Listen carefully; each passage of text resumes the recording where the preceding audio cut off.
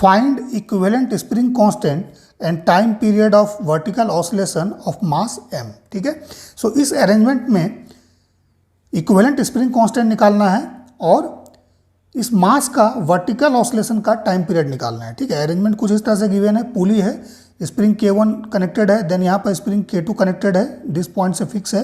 ठीक है, और ये स्ट्रिंग इस तरह से पास होकर मास से कनेक्टेड है। ठीक है, सो इसका हम लोगों को पीरियड ऑफ ऑसिलेशन निकालना है। सो देखिए, सबसे पहले हम लोग क्या करेंगे, इस तरह का प्रॉब्लम को अगर सॉल्व करना है तो इसको एक हम लोग सिंगल स्प्रिंग मास सिस्टम में कन्वर्ट कर देंगे।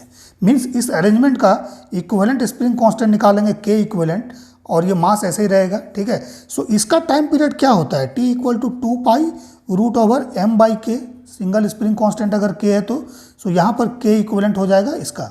सो कहने का मतलब है कि इस सिस्टम का equivalent spring constant K equivalent निकाल दीजिए। ठीक है, सो देखिए, मान लीजिए सिस्टम कुछ इस तरह से है, अपने रेस्ट पोजीशन पे है, मीन्स मीन पोजीशन पे अगर मास ये है, मास इनिशियली मीन पोजीशन में है, सो मीन पोजीशन से इसको डिस्टर्ब किया गया, इसको स्मॉल डिस्प्लेसमेंट मान लीजिए x नीचे की तरफ दिया गया।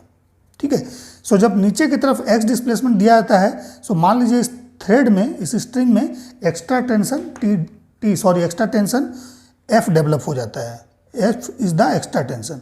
क्यों? क्योंकि देखिए, एक टेंशन तो इसमें ऑलरेडी रहेगा जब ये मीन पोजीशन पे होगा। ठीक है ना, जो इसमें नेचुरल एलोंगेशन रहेगा। ठीक है, जब उससे इसको स्लाइटली डिस्टर्ब किया जाएगा x नीचे की तरफ, सो मान लीजिए जो एक्स्ट्रा फोर्स है इसमें स्ट्रिंग में वो F डेवलप हुआ। ठीक है, एक्स्ट्रा फोर्स F स्ट्रिंग में डेवलप हुआ। ठीक है, और यही F क्या करेगा, इस ब्लॉक को जो इसका मास m है उसको वापस अपनी मीन पोजीशन पर लेकर आएगा। ठीक है, सो अगर इसमें F डेवलप होगा, सो ये थ्रेड देखिए इस तरह से पास ऑन है पुली के ऊपर, सो यहाँ भी F डेवलप हो जाएगा। ठीक है, अब मान लीजिए जब ये नीचे x आता है, सो इस स्प्रिंग में K1 में एलोंगेशन x1 होता है, इस स्प्रिंग में K2 में एलोंगेशन x2 हो जाता है। ठीक है, सो स्प्रिंग फोर्स क्या होता है, स्प्रिंग फोर्स इसका फॉर्मूला होता है force equal to K into X. ठीक है, x क्या है, या तो स्प्रिंग का एलोंगेशन हो सकता है, ठीक है, और कंप्रेशन। ठीक है, kx ही होता है, सो रिस्टोरिंग फोर्स भी बोलते हैं स्प्रिंग का, दैट इज द kx। ठीक है, सो स्प्रिंग फोर्स ये होगा। सो इसका एलोंगेशन निकालते हैं x1।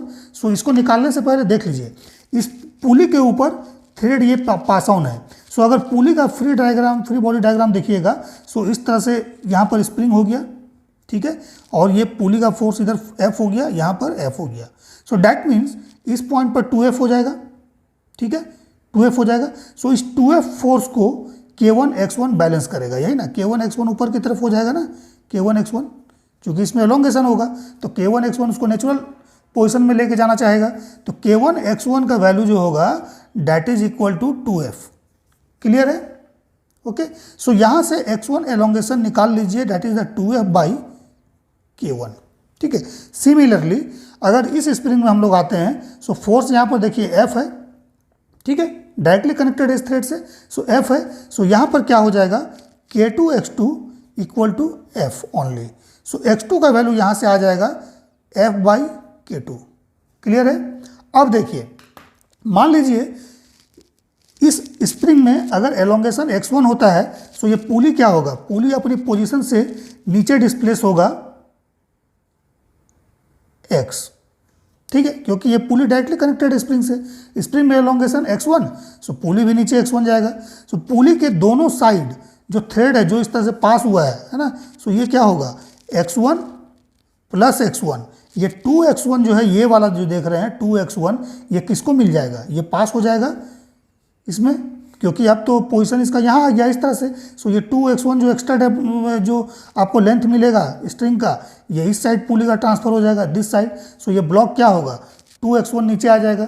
ठीक है, सो इसका एलोंगेशन अगर x1 होगा, so due to this spring ये नीचे की तरफ 2x1 आएगा, लेकिन ये जो है डायरेक्टली कनेक्टेड है। ठीक है, सो इसमें अगर एलोंगेशन x2 होगा, सो डायरेक्टली स्ट्रिंग जो है x2 अमाउंट ये पास हो जाएगा इस मास में। ठीक है, सो ये कंट्रीब्यूट करेगा डिस्प्लेसमेंट इस मास का x2, और ये कंट्रीब्यूट करेगा 2x1। क्लियर है? सो नेट डिस्प्लेसमेंट मास का कितना होगा, of mass is equal to 2 times x1, ठीक है, और ये प्लस x2, ठीक है। सो यहाँ से x1 x2 का ना वैल्यू पुट कर दीजिए। सो x1 x2 का वैल्यू पुट कीजिएगा। सो ये 4f/k1 हो गया, ठीक है, and this is plus f/k2, ठीक है। अब देखिए ये मास अपने पोजीशन पे वापस जाना चाहेगा। सो रिस्टोरिंग फोर्स क्या है, F है, ठीक है, और जैसे ही इसको सिंगल स्प्रिंग कांस्टेंट में हम लोग कन्वर्ट कर देंगे, ठीक है, सो ये F का वैल्यू क्या होगा, that is the K equivalent, और इसका जो नेट डिस्प्लेसमेंट हुआ था x, यही ना, जो नेट डिस्प्लेसमेंट हम लोग यहाँ पे मान रहे हैं x, ये वाला है ना, x equal to 2x1 plus x2, ठीक है। So that is equal to 4f/k1 plus f/k2, ठीक है। सो सिंगल स्प्रिंग में जब आएंगे हम लोग इसमें, सो K इक्विवेलेंट इंटू x, ये क्या हो जाएगा, F के बराबर होगा। क्लियर है। सो यहां से क्या करिए, ये x का वैल्यू यहां पर पुट कर दीजिए, ठीक है। So K equivalent into x 4f/k1 plus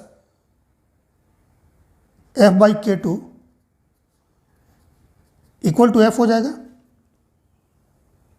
है ना। सो f कॉमन लीजिएगा, f कैंसिल हो जाएगा, ठीक है। सो बचेगा हमारे पास क्या, K इक्विवेलेंट कोई साइड ले जाइए। So 1/k equivalent is equal to 4/k1 plus 1/k2, ये सिंपल हमारे पास बचेगा, ठीक है। और अगर K इक्विवेलेंट का वैल्यू निकालना है, तो K इक्विवेलेंट का वैल्यू हम लोग यहाँ से निकाल सकते हैं, ठीक है। K इक्विवेलेंट क्या हो जाएगा, K1K2 divide by 4K2 plus K1, ठीक है। So this is the equivalent spring constant. अब आते हैं टाइम पीरियड पे। सो T क्या हो जाएगा, 2 pi root over m/k equivalent. So m into 1/k equivalent है, सो ये हो जाएगा 2 पाई रूट ओवर m, और ब्रैकेट में 4/k1 प्लस 1/k2, ठीक है। अगर मान लीजिए दोनों ही spring K1 equal to K2 equal to K दे दे, मीन्स दोनों का स्प्रिंग कांस्टेंट अगर सेम दे देगा, सो K इक्विवेलेंट का वैल्यू इस केस में क्या हो जाएगा, that is equal to K into K divide by 4K plus K। So that means K cancel हो गया, so it is K by 4 plus 1 5, K by 5, ठीक है।